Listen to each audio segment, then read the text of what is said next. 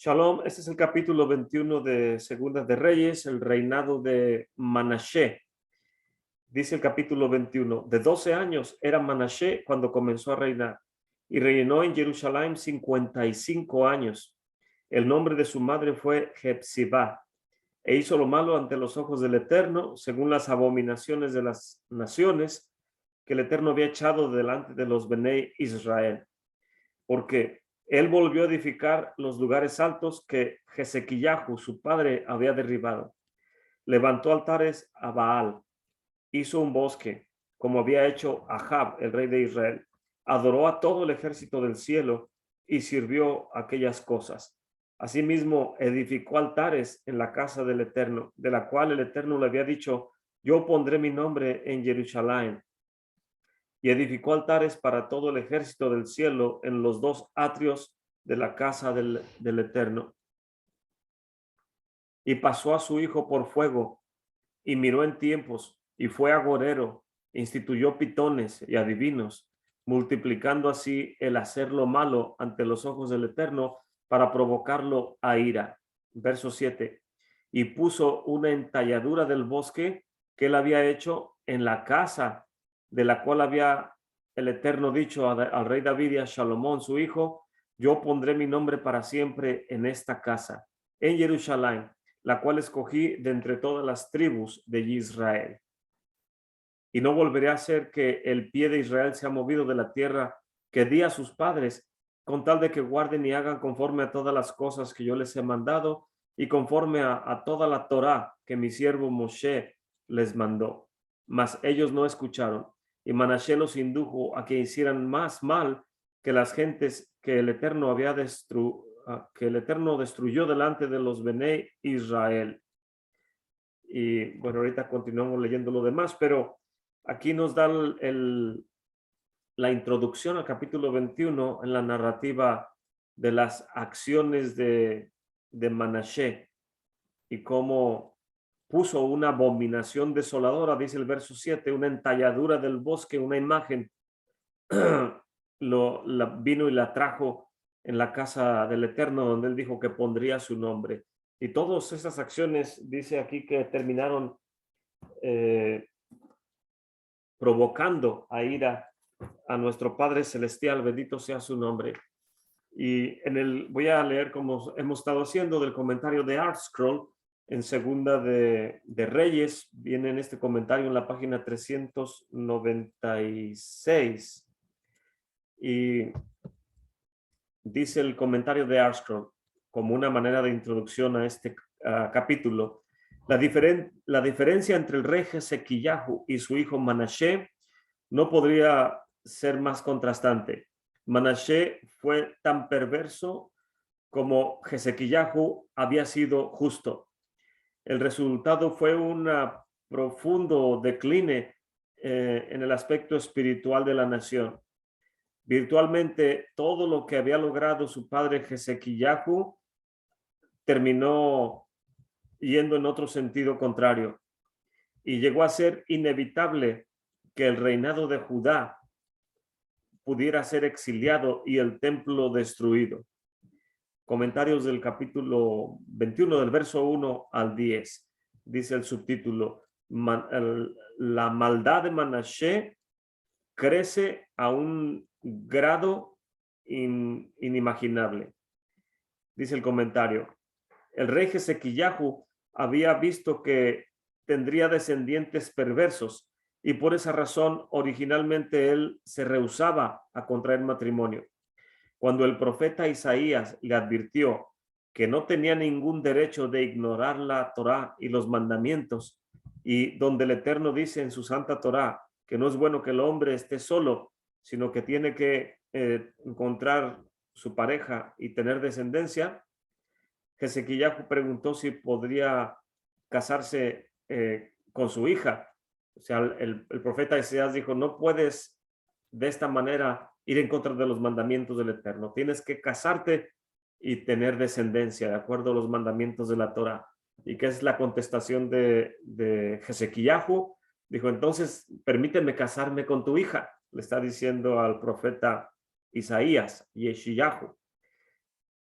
en la esperanza de que teniendo una relación con el profeta, así los méritos del profeta podrían ser suficientemente para que la naturaleza perversa de sus descendientes que él había visto en visión no tomara el grado que él esperaba. Esto viene también en el tratado Berajot, capítulo 10, columna o folio A del Talmud o de la Gemara. Continúa el comentario diciendo: este matrimonio tomó lugar, pero las esperanzas del rey Ezequiyahu no se cumplieron en este sentido. Este versículo nos dice de cómo Manashe y su perversión y su pecaminosidad creció a un grado inimaginable que infectó virtualmente a toda la nación. Verso 1. El verso 1 dice que Manashe era de 12 años cuando comenzó a reinar y reinó por 55 años. Los 55 más 12 son 50, 60, 67 años de edad hasta el fin de su reinado.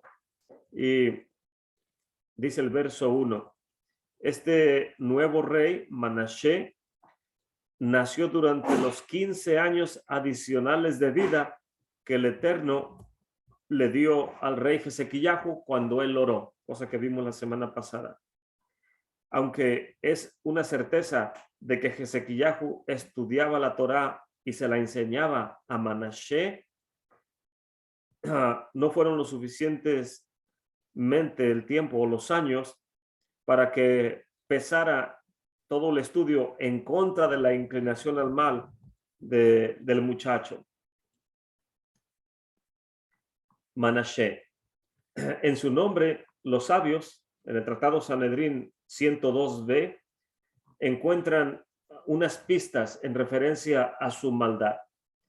La palabra Manashe viene de la raíz Nasha, que significa olvidar. Por lo tanto, el nombre sugiere que Nashayih,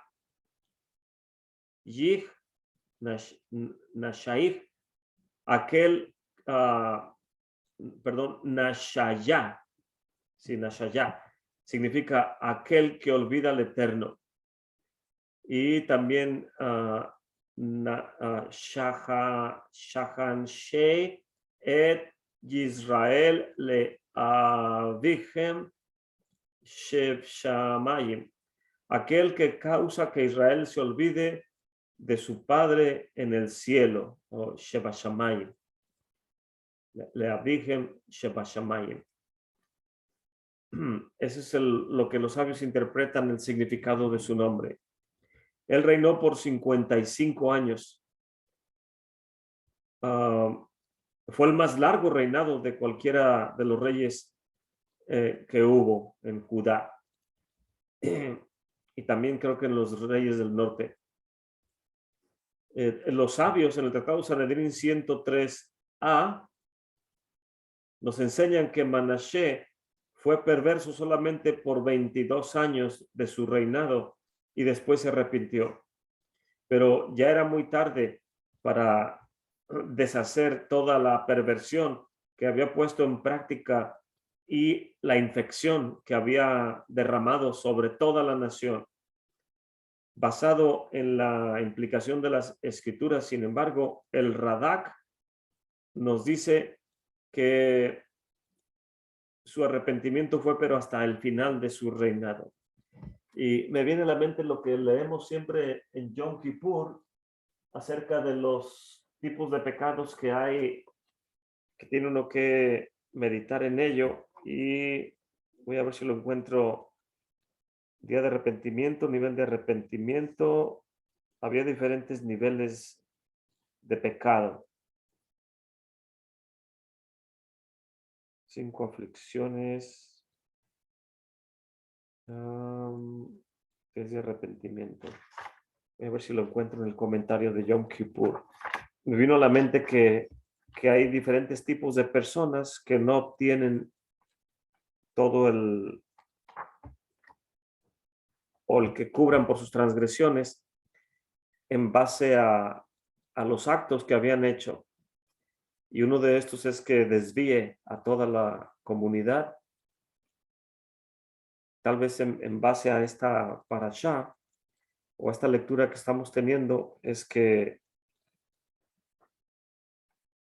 el Rambam lo menciona, pero no recuerdo si lo había visto aquí en Yom Kippur. Sí, aquí viene, este es el comentario de Yom Kippur, que es el día de la expiación, y viene una sección de teshuvah o de arrepentimiento, sin niveles de arrepentimiento. Vienen diferentes niveles de arrepentimiento y después de los niveles, impedimentos de hacer arrepentimiento. Y al final de esta sección de impedimentos, dice, hay diferentes categorías que hacen que haya una distancia entre el hombre pecador y el creador del universo. ¿Cuál es la distancia tan grande que uno no puede acercarse? Hay 24 pecados que crean esta distancia. Y es como un cañón espiritual entre el Eterno y los pecadores. Parece ser el pasaje que está en la parábola del rico y Lázaro, que dice, Padre Abraham, y Abraham dice, no pueden ustedes pasar aquí, ni nosotros para allá, porque una gran cima nos distancia. Y es lo mismo que está hablando aquí el comentario de ArtScroll. El punto es que los ortodoxos no leen el Brit Hadashah, no leen el Nuevo Testamento, ni las parábolas del maestro de Yeshua. Entonces, ¿cómo llegan a estas conclusiones? Quiere decir que en la mente judía tienen el mismo sentir. Y lo que habla el Nuevo Testamento es algo que ellos ya entendían desde tiempos, al menos desde el Sinaí. Entonces, aquí dice el comentario que hay una grande cima separando al Eterno de los pecadores. Muy brevemente, como es explicado por el Rambam, el Rabbi Moshe ben Maimónides, estas transgresiones caen en 5 diferentes categorías. Primera categoría: 4 pecados hay tan grandes que el Eterno bloquea al pecador en su camino hacia el arrepentimiento. 4 pecados. Número 1, el hacer que una multitud peque, o cuando uno engaña a una multitud para que no cumplan un mandamiento. Entonces, vemos aquí que si uno busca arrepentirse, no es tan fácil, porque el creador del universo va a poner trabas a ver qué tan sincero es tu arrepentimiento, y si somos sinceros, podemos lograr llegar a un arrepentimiento pleno. Pero si no somos sinceros, las trabas que nos pongan van a denotar que el grande mal que causamos no es mi arrepentimiento en esa medida para que se vea que ya estoy arrepentido. Entonces, ese es el número 1, hacer que una multitud peque, o decirle a alguien, no hagas eso, porque al cabo ya estamos bajo la gracia y ya no estamos bajo la ley. Si no tengo cuidado con lo que digo y no puedo respaldar lo que digo, puedo caer en esta categoría de transgresiones. Número 2, de esta primera, de 5, esta es la primera. Número 2, o hacer que una persona cometa transgresión. Número 3, no saberle instruir a nuestros hijos o a otras personas que uno puede influenciar, que si no lo hacemos correctamente van a terminar deslizándose en el camino de transgresión. O sea, esto yo creo que a todos nos afecta, que si no sabemos instruir correctamente a nuestros hijos o a nuestro alrededor, y las personas terminan yéndose a un camino de transgresión, es algo que, si es nuestra culpa, no es fácil que encontremos el perdón. Número 4, Alguien que piensa y dice lo siguiente: pecaré hoy y me arrepentiré después. O justo antes de morirme voy a arrepentirme, perdón. O personas que dicen: pecaré hoy y en Yom Kippur va a cubrir por mis transgresiones. En otras palabras, estas son personas que pecan deliberadamente y no tienen temor del Eterno ni amor por los mandamientos del Eterno, sino simplemente buscan en su deleite carnal para transgredir. Entonces, de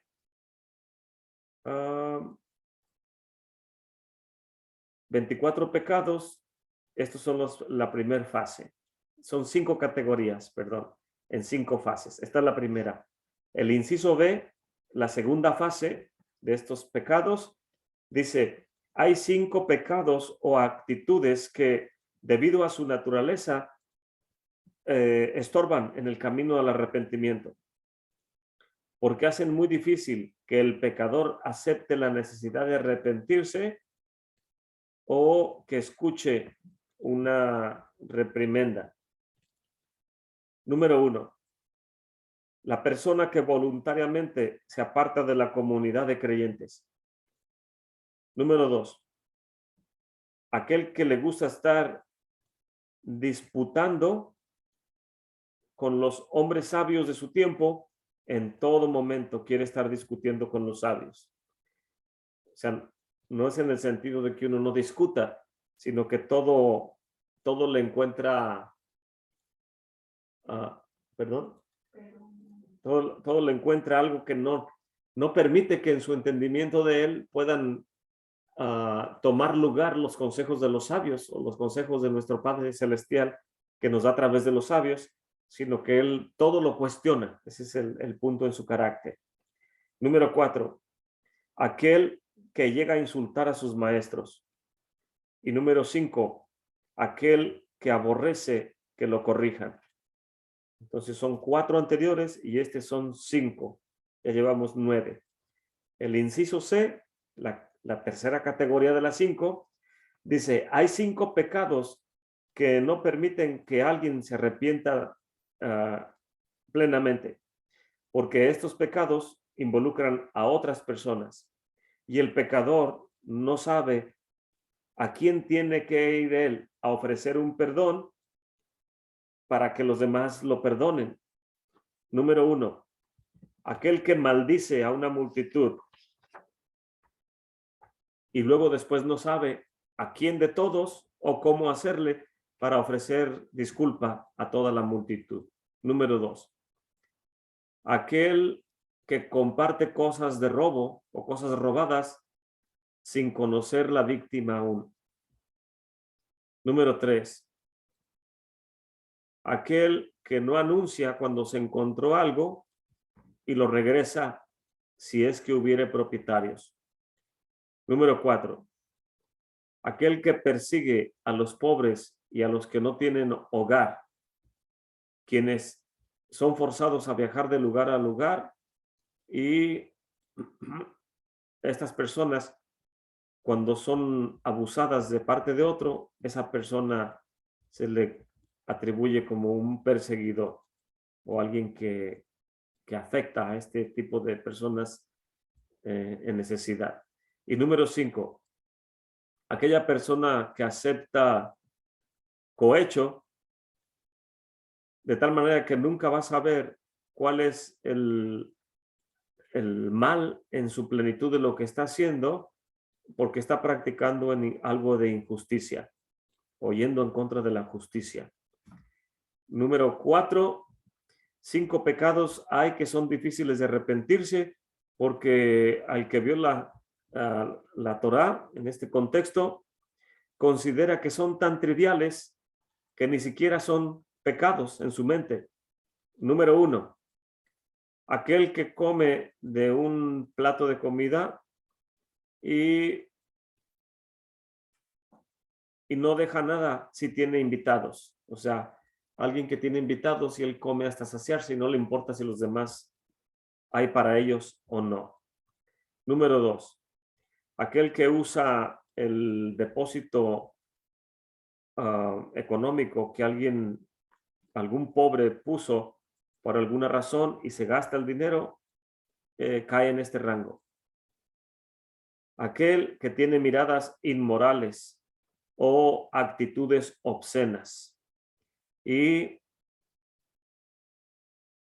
él cree en su mente que no hace mal a nadie y que no está haciendo nada inmoral. O sea, se justifica. Número 4, aquel que se glorifica a sí mismo comparándose con otros, diciendo, soy mejor que este, soy mejor que aquella. Y peor de todo, si la persona con la cual se compara no está presente, además de esto, la está avergonzando públicamente. Número 5, aquel que sospecha de otras personas sin ninguna razón. Y la última categoría, el inciso E, hay 5 pecados que terminan haciendo al transgresor que los practique constantemente. ¿Por qué? Porque se han convertido en algo irresistible para él. Número 1, el chisme. Número 2, es algo parecido a el chisme, es como andar llevando, y el otro es hablar mal de alguien. Número 3, la ira. Número 4, permitirse tener pensamientos de perversión. Número 5, asociarse con los perversos. Y esas son las 5 categorías. Nada más voy a leer un párrafo que viene abajo de estos grupos de transgresiones. Dice, cada uno de estos grupos, de estas 5 categorías, estorban el camino al arrepentimiento. Y la razón es porque son algo que no debe uno ni de pensar hacer, menos practicar. Hay personas que dicen creer en el Eterno, que dicen tener la Torá y dicen que son miembros de la comunidad, pero en realidad solamente son palabras de sus bocas lo que sale porque sus acciones no respaldan lo que ellos dicen ser. Sus oraciones son también insinceras. En su mente andan desvariando y su corazón es frío. ¿Por qué? Porque en realidad están lejos del Eterno. Y ese tipo de personas, debido a sus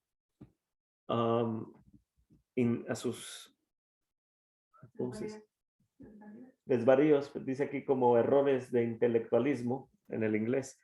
Es que estoy traduciendo de inglés, estoy tratando de buscar las mejores palabras. y también las barreras emocionales formadas por sus acciones insensitivas y egoísmo.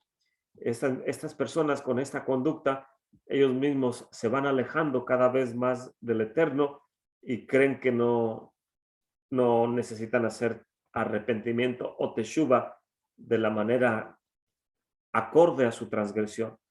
Entonces, aquí podemos ver que en el contexto de Manashe, él hizo todo lo que nuestro Padre Celestial aborrecía, pero no solo eso, sino que también se hizo que muchos entre la nación, si no es que toda la nación, se desviara, porque me viene a la mente cuántos líderes religiosos muchas veces se vuelven permisivos en su interpretación de los mandamientos y más que todo cuando dicen estamos bajo la gracia y ya no estamos bajo la rigidez de la letra y ese tipo de engaño intelectual religioso en su mente los hace que se vuelvan permisivos y hacen que las personas a su alrededor que estudian con ellos también se vuelvan permisivos y es por eso que muchas veces hay confusión en medio de la comunidad,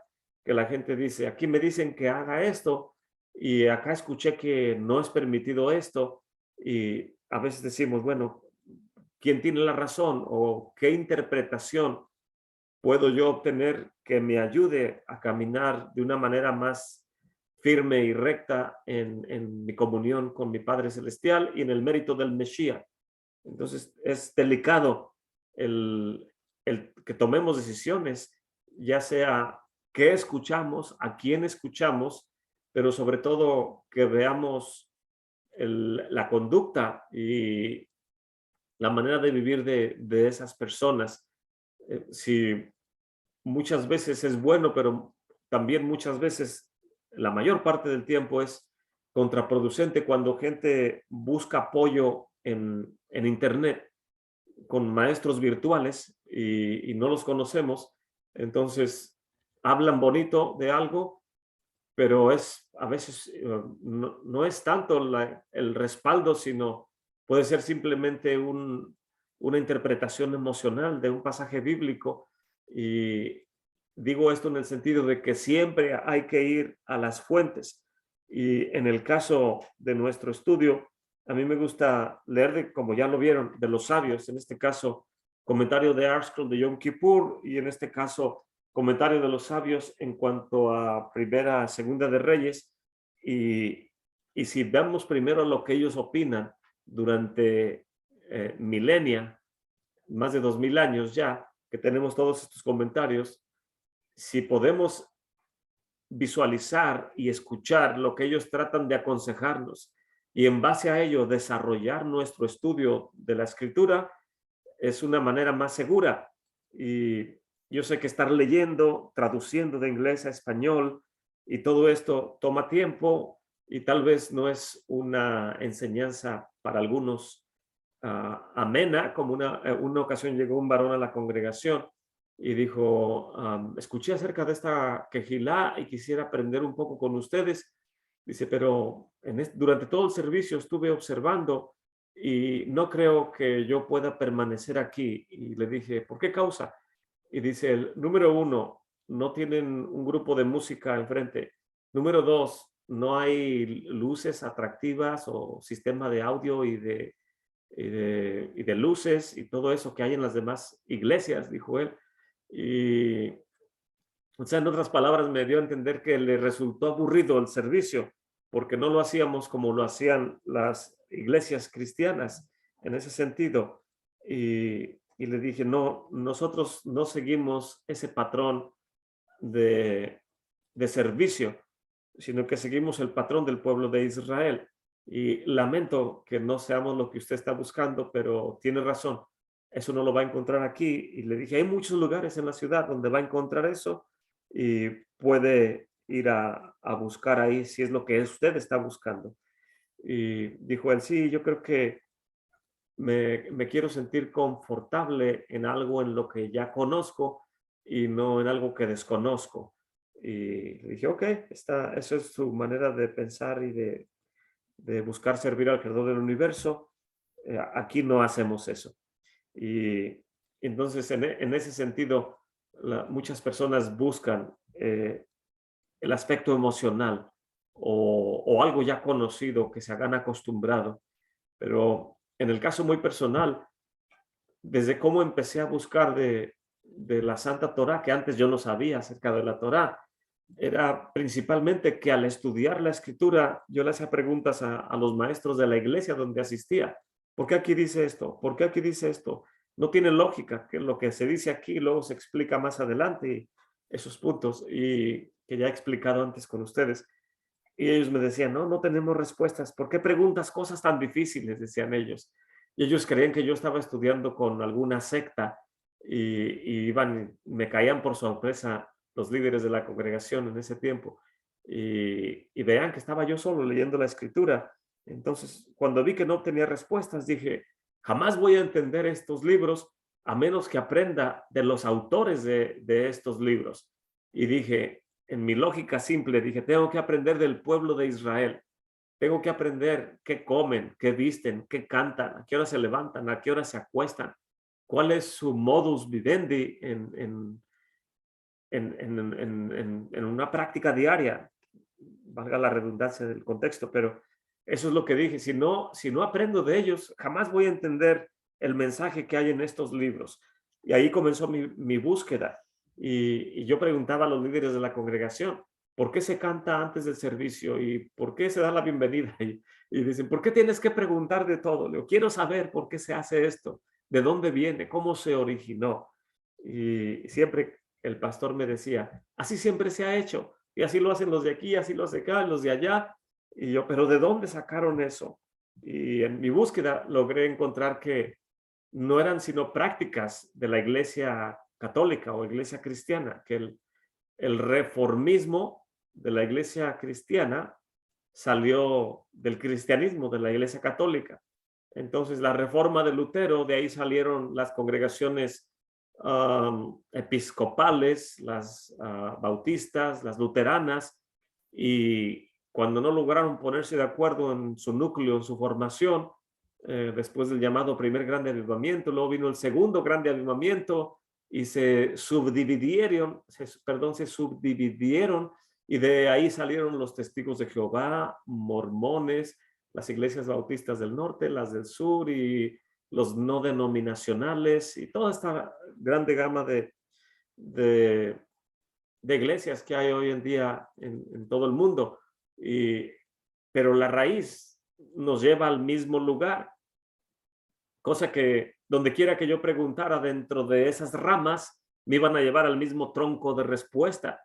Y los autores de la escritura, en este caso, Rab Shaul, el apóstol Pablo, o Kefas, el apóstol Pedro, o Yohanan, el apóstol Juan, los que escribieron las epístolas, los evangelios, etcétera, en su generación no había iglesia cristiana, no había iglesia católica, no había iglesia episcopal, ni luterana, ni adventista, ni bautista, ni no denominacional.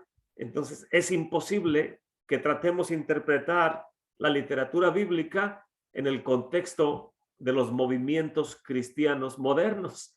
Tenemos que ir a la fuente original para al menos tratar de tener un entendimiento de lo que en aquel tiempo, cuando se leían las cartas, las comunidades lo entendían en aquel tiempo. Si en este tiempo queremos interpretarlo con la óptica teológica, pues nos va a llevar por otro camino, cosa que hace unas semanas un pastor cristiano en internet que es de la misma ciudad donde yo vengo en México, me imagino, estaba muy molesto, pero me imagino que estaba como jalándose los cabellos o los bigotes y los tiene en su barba y dice, estoy harto, estoy cansado y sumamente molesto de ver gente que se pone kipa, de ver gente que se pone talit y de ver gente que quiere aprender hebreo. Dice, estoy cansado de todos ellos y los voy a borrar todos mis contactos que tenga en Facebook quienes practiquen eso. Y ya le comenté yo, pastor, no me borre, ¿cómo vamos a dialogar en el amor del Señor acerca de las escrituras si me borra? Y dijo, sí, te voy a borrar a ti también. Y dije, ¿a qué nivel de frustración llegan las personas cuando su mente teológica tiende a irse nada más por ese contexto de estudio de la escritura? Y eso es lo que ha causado la reforma y la teología en las comunidades. Entonces, para mí es grande bendición utilizar estas herramientas que son más apegadas al marco mental de los autores de la escritura que dar mi propia interpretación o escuchar a alguien en internet que no conozco, ni sé quién es su maestro, ni de dónde viene, qué hace, y decir, oh, se oye bonito, y ya anclar mi idea en lo que dijo esa persona sin conocerla. Entonces es un riesgo. Entonces tenemos que tener cuidado con todo esto, por si en este caso que estamos leyendo del rey Manashe se desvió de esa manera y él hablaba hebreo y él era descendiente de la casa de Judá y su padre era un grande, Jesequillahu. Entonces alguien que habla hebreo, que es descendiente de la casa de David, que es rey de Israel y que tiene acceso a grandes personas con sabiduría en su generación y ¿cómo es que alguien con todas esas características se desvía de esta manera? Y no debe de ser un consuelo para decir, ¿qué se espera de mí? Como mucha gente que toma ese consuelo equivocado diciendo, pues si fulano y sutano, que son líderes y están aprendiendo Torah y hablan un poquito de hebreo, terminaron haciendo eso, ¿qué se puede esperar de mí? Y yo siempre digo, no te consueles tan fácilmente porque estás diciendo, qué bueno que lo hicieron para yo justificarme y también hacerlo. No se trata de eso. Se debe de temer o se debe decir con lamento, con dolor de corazón y con lágrimas. Alguien que estudia la Torá y que sabe hebreo tropezó de esa manera. Señor del universo, compadécete de él y de mí, que no pueda yo caer en ese rango. Entonces, tenemos que cultivar el temor hacia el Eterno, cosa que Ezequiyahu lo implantó en su hijo Manashe, pero su hijo Manashe se desvió. No sé si alguien tiene algún comentario antes de continuar, hermanos.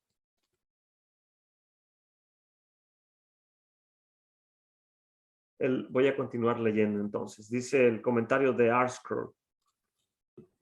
Hizo las abominaciones que practicaban las naciones que el Eterno había sacado delante del pueblo de Israel. El comentario dice, ningún otro rey de ningún otro reinado es descrito de esta manera. La comparación de las naciones que habían sido sacadas por las mismas ofensas que ahora practica Manashe, está claro que están advirtiéndole al reinado de Judá que le va a venir el mismo consecuencia. O sea, en otras palabras, si había naciones paganas en el territorio de Israel y el Eterno dijo, sacaré a todos ellos para que no veas sus prácticas, ni te apegues a sus prácticas. Todas esas naciones van a ser sacadas de ahí para que ustedes tomen posesión de la tierra, porque les pertenece. Y dice el comentario, en otras palabras, si el Eterno sacó a las naciones por paganos y el reinado de Judá termina haciendo lo mismo, ¿qué se puede esperar? Que tienen que también ser sacados de la tierra de Israel. La Torá dice explícitamente que las naciones cananitas fueron sacadas de la tierra debido a sus abominaciones. Esto viene en Levítico 18, 24 al 25, Levítico 20, del 22 al 23. Continúa el comentario diciendo, y ahora la gente del reinado de Judá están practicando o repitiendo las abominaciones que se nos advierten en la Santa Torá. Verso 3, puso los lugares altos. No contento con reintroducir ofrendas en lugares altos, Manashe trajo de regreso la adoración a diferentes ídolos, así como Ahab su padre lo había hecho.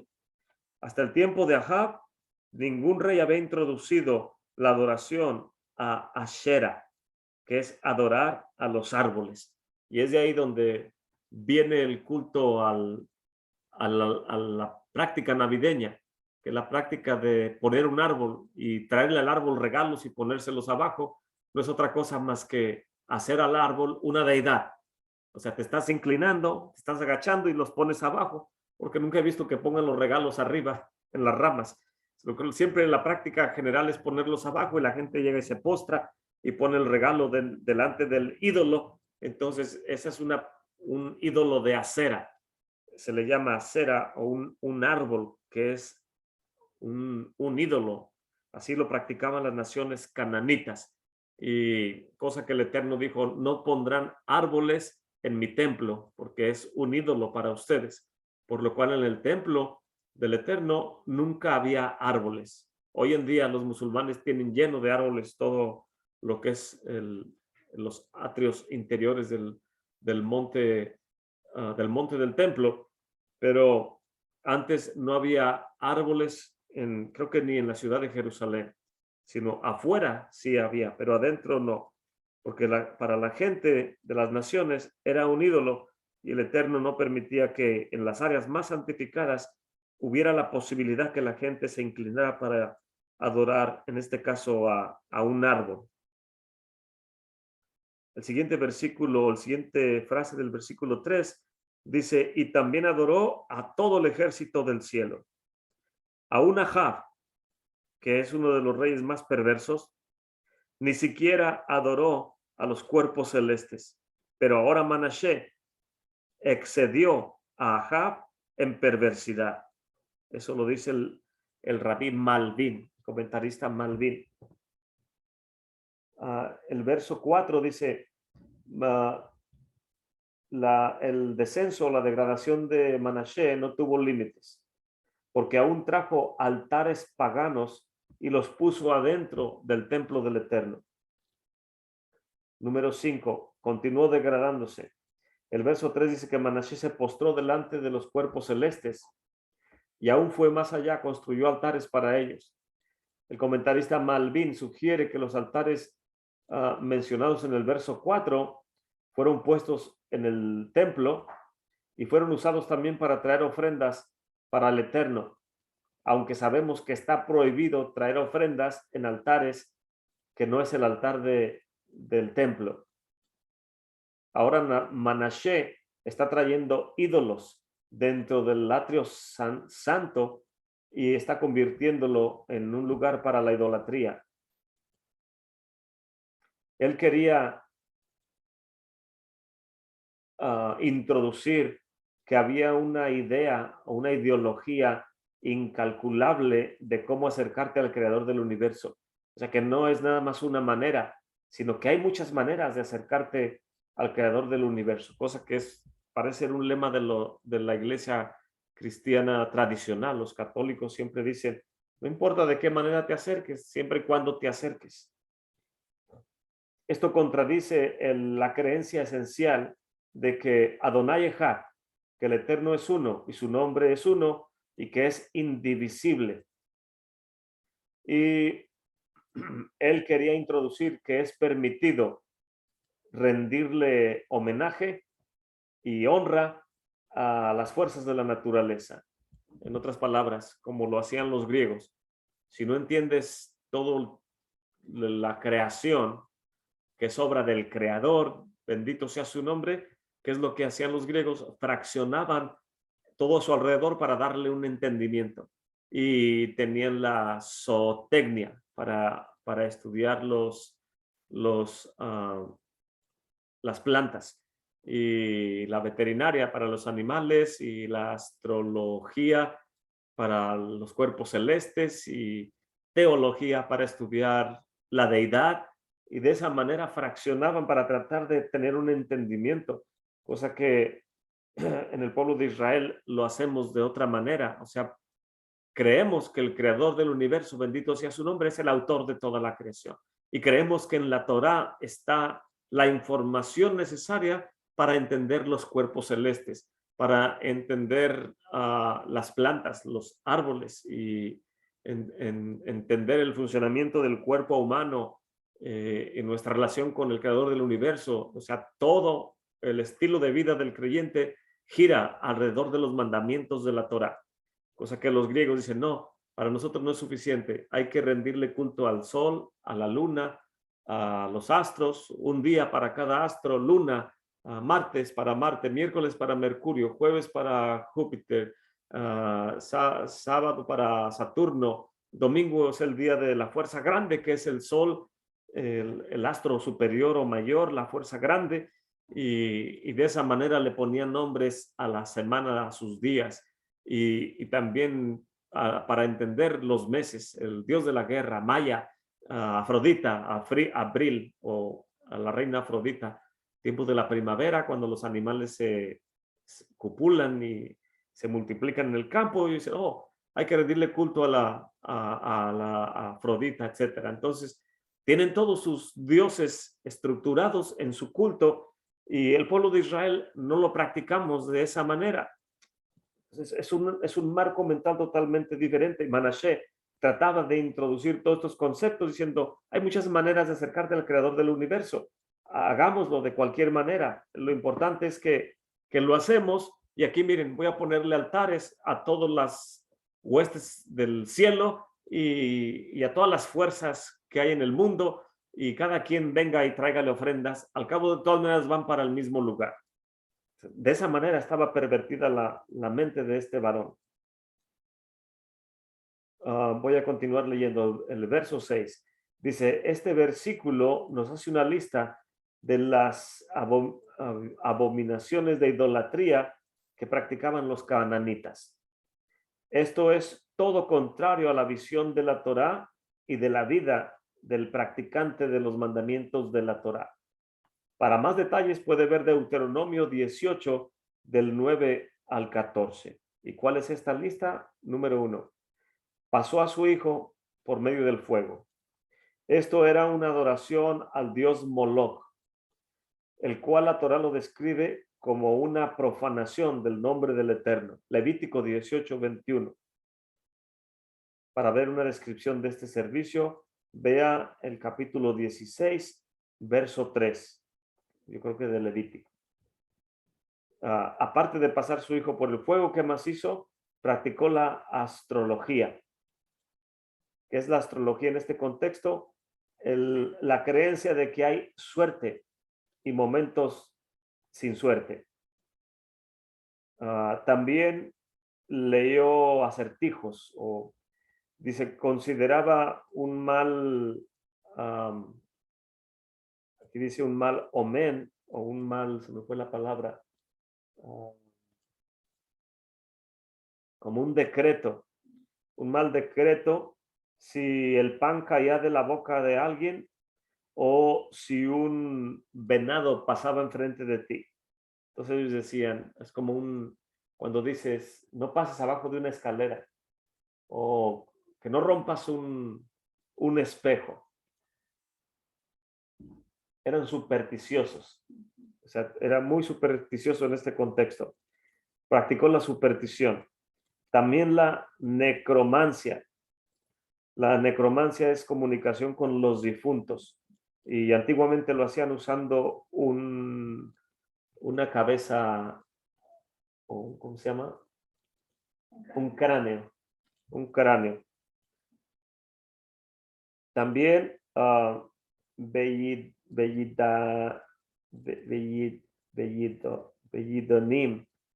También conjuraba a los espíritus.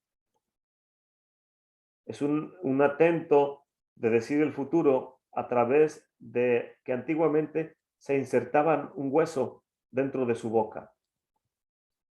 Y la Asot Harra hizo lo que era perverso, Leja Caín, para hacer enojar al Eterno. Cometió perversidad por no otra razón más que hacer enojar al Creador del universo. Sabemos que decir esto aparentemente suena totalmente ilógico. Si él quería hacer enojar al Eterno, tenía que creer que el Eterno existe. O sea, parece ilógico. Si quiere hacer enojar al Eterno, quiere decir que él cree que el Eterno existe. O si el Creador del universo existe y es poderoso, ¿cómo es que quieres hacerlo enojar? Comportándote como si no existiera. Si es así, continúa el comentario, ¿cómo es posible que quisiera hacerlo enojar? ¿O cómo creer que podría llegar a esta conclusión? En la apariencia puede parecer que de hecho él creía que los ídolos eran más poderosos que el creador del universo. Nunca sea así. Hashbe Shalom. Después de que Salomón dedicó el templo, un fuego del cielo vino sobre el altar y consumió todas las ofrendas. Quiero ver si es así. Sí. Nos pone el ejemplo de Salomón cuando dedicó el templo. El fuego permaneció encendido en el altar por siglos, hasta que vino Manashe y lo extinguió. ¿Por qué lo extinguió? Por no otra razón más que para provocar a ira al creador del universo. Resulta difícil imaginarnos cómo es que alguien puede pensar de esta manera. Es decir, voy a hacer enojar al creador del universo, que no llegas a pensar que puedes perder la vida de alguna manera, y no solo de una manera cronológicamente, en cualquier instante, sino hasta de una manera trágica. Y este tipo de personas tiene tan cauterizada el entendimiento ah, que pudieron pensar de esta manera, aunque me viene a la mente también que uno de los rabís en una, creo que en la Gemara, no recuerdo, estoy tratando de recordar la anécdota, estaba pensando mal de Manashe y dijo, ¿cómo es que alguien llegó a pensar así? Cosa que lo que yo mismo estoy diciendo.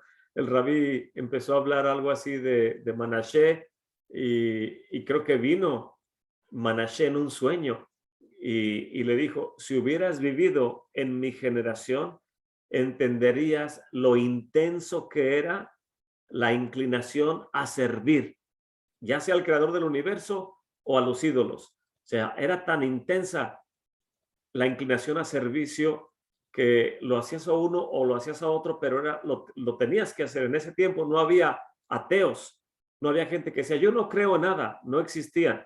Hasta que vinieron los sabios, los hombres de la grande asamblea y después del exilio de Babilonia y pidieron en oración, Señor del universo, quita la idolatría. Entonces el Eterno quitó del corazón y de la mente de las personas en esa generación que buscaran a los ídolos, pero con ello también dio lugar a que se originara el inicio del ateísmo, porque la gente ya no buscaba ni al creador ni a los ídolos. Y dicen los sabios de Israel que ni aún los animales se apareaban de tan el grado que entró de frialdad. Si no hay idolatría, también existe el riesgo de que el esposo no quiera estar con la esposa y viceversa, o aún que los niños no le muestren el cariño de acercamiento a sus padres y de los padres a los hijos. Entonces, cuando vieron todo esto, los sabios de Israel dijeron, Señor del universo, queremos que la gente no busque la idolatría y el engaño de la idolatría, pero tampoco que se alejen de ti y regresa a una medida de servirte a ti. Entonces el Eterno permitió que en cierto grado la gente pudiera buscarlo a Él y de esa manera también la gente puede desviarse, pero ya no era como antes. Pero en esta anécdota de la Gemara nos narra que Manashe le estaba diciendo a este sabio, si hubieras vivido en mi generación, entenderías el grado intenso que había de servir, ya sea a los ídolos o al creador del universo. Entonces, eso es una explicación de cómo alguien como Manashe pudo irse en ese sentido de la balanza para servir a las huestes del cielo y a los ídolos de las naciones, y solo para provocar a ira a nuestro Padre Celestial, que nunca eso suceda. El Talmud en el Tratado Sanhedrin 102b nos relata acerca del Rabí Ashi, o creo que es el que estaba diciéndoles, justamente aquí viene la narrativa. El Rabí Ashi se refiere a Manashe de una manera muy irrespetuosa en un estudio que él estaba haciendo. Esa noche, Manashe le apareció al Rabí en un sueño y le mostró que él era más grande estudioso de la Torá que el Rabí Ashi. Si es así, le contestó el Rabí Ashi, ¿cómo pudiste haberte desviado a practicar la idolatría? Y Manashe le respondió que en su tiempo la búsqueda del servicio a los ídolos era tan irresistible que el Rabí Ashi hubiera sido peor que Manashe, porque Manashe era más estudioso de la Torá y tenía más entendimiento que el Rabí Ashi. Y en otras palabras, Manashe le está diciendo en un sueño, si hubieras estado en mi lugar, hubieras hecho peor que yo, porque yo soy más sabio que tú en cuanto al apego a la Torá. El comentarista Divrei Shaol explica que los sabios nos enseñan que entre más grande la persona, más grande lo ataca la inclinación hacia el mal. Esto viene en Tratado Sukkah 52a. Esto significa que la inclinación de una persona hacia el mal está en directa proporción a su entendimiento y grandeza en cuanto al estudio de la Torá. Para poder balancear su libertad, esto es, para poder traerle un balance en lo que él tiene que decidir. Si es así, si se da una inclinación a la idolatría y era tan grande en esos días, ah, el rango o el grado de entendimiento de la Torah del Rabbi Ashi hubiera sido suficiente para salvar a algunas personas de este pecado tan grave. Si su inclinación hacia el mal hubiera sido tan poderosa como la de Manashe. Bueno, creo que lo está diciendo en el otro aspecto. Rabbi Ashi, que no hubiera sido suficiente, perdón. Dice, el rango de entendimiento del Rabbi Ashi, que no era el mismo de Manashe, como Manashe le dice en su sueño, no hubiera sido suficiente para salvar gente del pecado de la idolatría en aquella generación. Si la inclinación hacia el mal hubiera sido tan poderosa como atacó el rango de sabiduría que tenía el rey Manashe en su tiempo. Aquí podemos entender que lo mismo que nos dicen las escrituras, que al que mucho se le da, mucho se le demanda. ¿Qué significa esto? Que el Eterno te puede dar mucha sabiduría, pero también va a haber mucha tentación, mucha inclinación hacia el mal en tu vida, cosa que tienes que saber escoger siempre y entender que entre más entiendes, más puedes desviarte, por lo cual tiene uno que apegarse en humildad, en lo más que puede en el servicio al creador del universo. Me viene a la mente también otra anécdota, creo que era un hombre del siglo pasado, si no me equivoco, creo que es de nombre Montefiore, Sir, creo que era de Inglaterra, un judío en Inglaterra, Sir, se me fue el nombre, pero su apellido era Montefiore, si no me equivoco.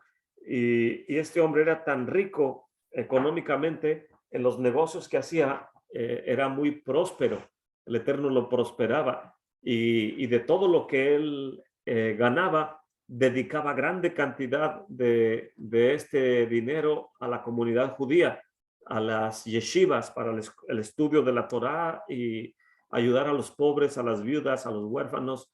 Y él era un grande, ¿cómo es la palabra? Que ayudas a las personas, filántropo.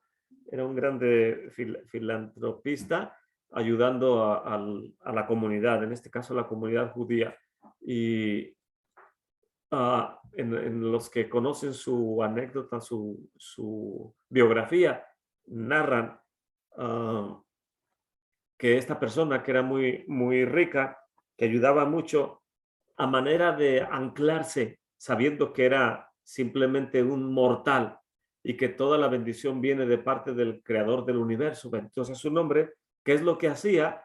Dicen los que narran esto, que en su casa tenía una habitación especial y ahí tenía un féretro y que cada noche iba y se dormía en el féretro para recordarse a sí mismo que no era más que polvo y que un día el Eterno lo iba a llamar a su presencia y no llegar a pensar que era superior a cualquier ser humano. Entonces, se me hace una manera muy drástica de recordarte a ti mismo que no eres más que polvo, dormir en un féretro. Pero es la manera en como él, con tanta riqueza, se recordaba que tenía que mantenerse humilde. Y debió haber sido en tiempos de Manashe, entre mucha Torah, sabías, mucha inclinación al pecado y a transgresión. Voy a continuar leyendo. Hoy en día consideramos la idolatría ser algo tan tonto que cuando alguien es seducido por la idolatría decimos, ¿cómo es que alguien puede creer que hay una deidad en una tortilla?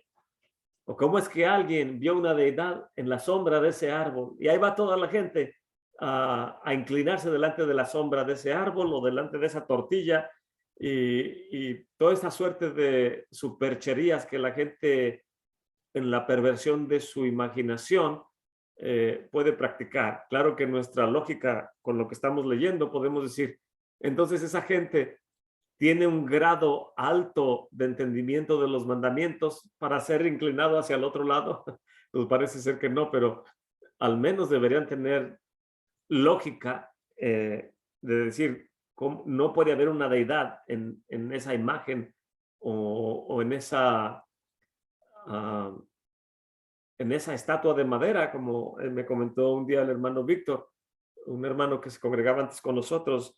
Dice, hermano, yo entendí acerca de la idolatría cuando era un niño. Dice, porque mire, en el pueblo de donde yo vengo, en Jalisco, la deidad local del pueblo es un crucifijo de madera, y toda la gente en ciertos días del año que tienen su tiempo de idolatrar particularmente a su ídolo, en ese tiempo, dice, toda la gente venía y le besaban los pies. Y, y me recuerdo, dice, que mi tío era el escultor del pueblo y el tallador, y él es el que arreglaba todos los ídolos y los dioses de ahí de la comarca. Y él me aconsejaba, hijo, cuando vaya al tiempo de las prácticas estas y bese los pies de ese ídolo, claro que no le decían ídolo, dice, cuando vaya y lo haga, llévese su pañuelo para que le limpie, porque toda la gente está besando ahí los pies de ese ídolo. Dice el hermano Víctor, entonces me llevaba yo mi pañuelo, y dice, pero cuando yo entendí lo perverso de todo esto, dice, que llegó el momento en que se le pudrieron los pies al ídolo, de que toda la gente lo besaba en los pies. Y seguramente las bocas estaban también podridas, pero no se veía. Y le hablaron al tío de él para que tallara un nuevo ídolo y poder ponerlo ahí en lugar del que se le pudrieron los pies. Y estaban ahí tallándolo cuando dice el hermano, y yo dije, ¿por qué voy a estarme inclinando y besando los pies de un ídolo o de un mono que yo mismo estoy lijando los pies y dándoles forma y todo esto? Dice, esto no tiene lógica. Entonces los sabios de Israel dicen, antes la inclinación a la idolatría era tan potente que la gente no podía evitarlo, pero después de que los sabios de Israel oraron para que no fuera de esa manera, ahora vino un enfriamiento en cierto grado, no tanto para que nos alejemos de nuestra búsqueda al creador del universo, pero lo suficiente para que la gente diga, yo no creo en nada, que en realidad creen, porque un ateo no puede decir que no existe el eterno para no creer en él. O sea, cree que hay, pero dice que él está en contra. Es como un manacheísta, le podemos llamar de esa manera. Solamente para hacer llegar a la ira al creador del universo, alguien puede decir, soy ateo, o que debe decir, soy de la escuela de Manaché, y por eso practico esto. Y, y entonces en nuestro entendimiento hoy en día, voy a continuar de terminar este párrafo que nos habla de esto. Dice, encontramos algo muy tonto, sumamente simple e ilógico, que la gente vaya y se incline delante de ídolos que no son sino creación de obras de las manos de los hombres. Y hoy podemos tener esta lógica y entender y hallar esto incomprensible, porque los hombres de la grande asamblea oraron para que el Eterno quitara esa tentación hacia la idolatría. Es lo que acabo de explicar. Y bueno, voy a continuar leyendo. ¿Alguien tiene alguna pregunta, algún comentario, hermanos? El capítulo, digo, el verso 7. El abuelo de Manashe, quien le precedió como un perverso, también había instalado altares en el templo, pero no tuvo las agallas de ponerlo dentro del santuario, en el área santificada. Él levantó su abominación en la parte superior del templo. Manaché, sin embargo, en su celo por hacer enojar al Eterno, puso su altar dentro del santuario, fuera del lugar santísimo. O sea, me imagino que en el lugar santo. Además de esto, fue más allá. Puso imágenes de su ídolo en las 4 esquinas del altar. Porque él decía que de cualquier dirección que entrara la Shekinah en el templo, tendría que ser enfrentada o tenía que enfrentarse la Shekinah a uno de estos ídolos alrededor del altar. No contento con todo esto, borró el nombre del Eterno de todos los pergaminos de la Torá de su generación, y no solo eso, desmanteló el altar del sacrificio. Esto viene en el Tratado Sanedrín 103a.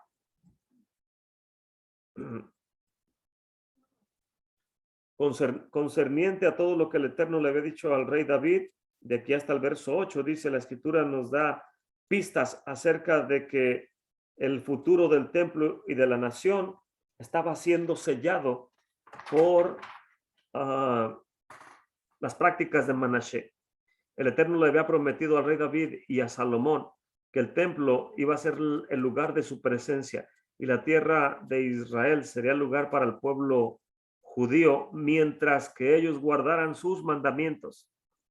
Ellos aquí están actuando tontamente, perversamente, y Manashe voluntariamente estaba ignorando esta promesa condicional que implicaba una amenaza para la descendencia de él también. Y bueno, aquí es hasta el verso 8. Aquí podemos ver que toda la práctica de Manashe es hacer enojar al creador del universo. Y hizo lo malo ante los ojos del Eterno con todo esto que acabamos de leer, cosa que el Mesías mismo nos lo advierte en el libro de Mateo, capítulo 24. Voy a leerlo.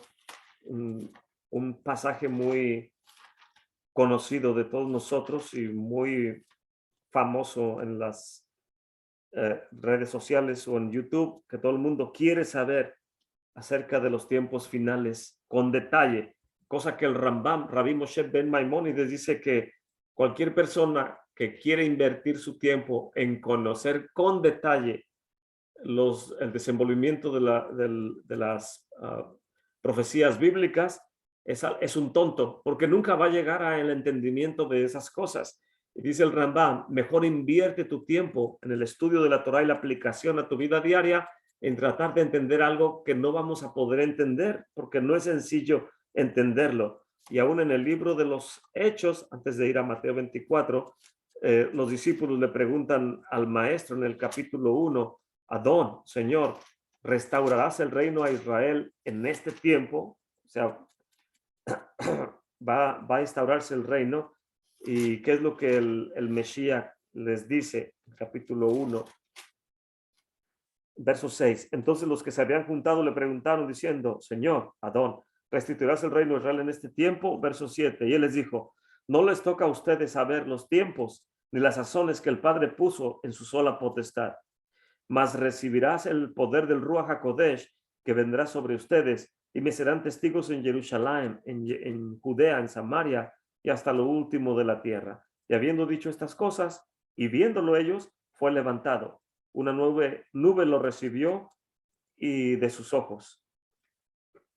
Y aquí podemos ver que el mismo maestro está diciendo, no se preocupen por esos tiempos en particular.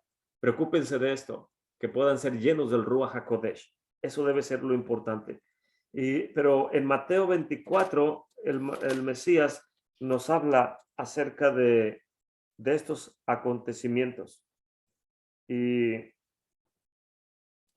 se multiplicará la maldad, parece que es lo que practicaba en aquel tiempo Manashe.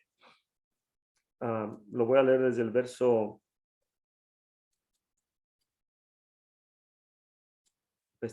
7. Se levantará nación contra nación, reino contra reino. Habrá pestilencias, hambres, terremotos por los lugares. Y todas estas cosas, odín, en el idioma hebreo, es dolores, como cuando una mujer da a luz.